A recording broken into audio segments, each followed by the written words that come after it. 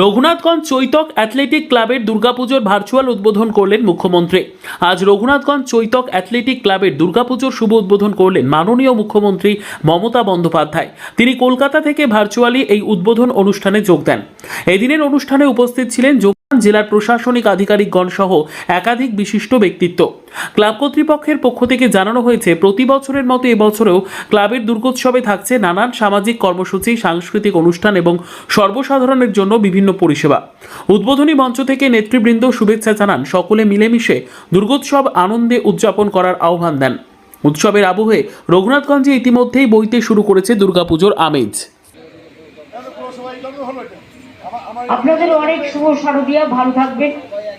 ব্রাহ্মণেরা এসছেন, আপনাদের সকলকে অনেক অনেক শুভ নন্দন, শুভ শারদীয়া, খুব ভালো থাকবেন। এটাও খুব আটের ঠাকুর হয়েছে, যেটা ইয়েলো কালার মাটির ড্রেস পরিয়েছে।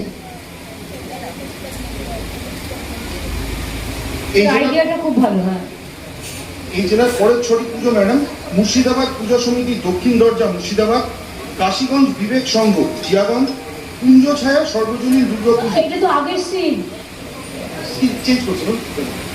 কুঞ্জ ছায়া সর্বজনীন দুর্গা পুজো জিয়াগঞ্জ, শহীদগঞ্জ যুব সংঘ জিয়াগঞ্জ, উনিয়া তরুণ তীর্থ ক্লাব।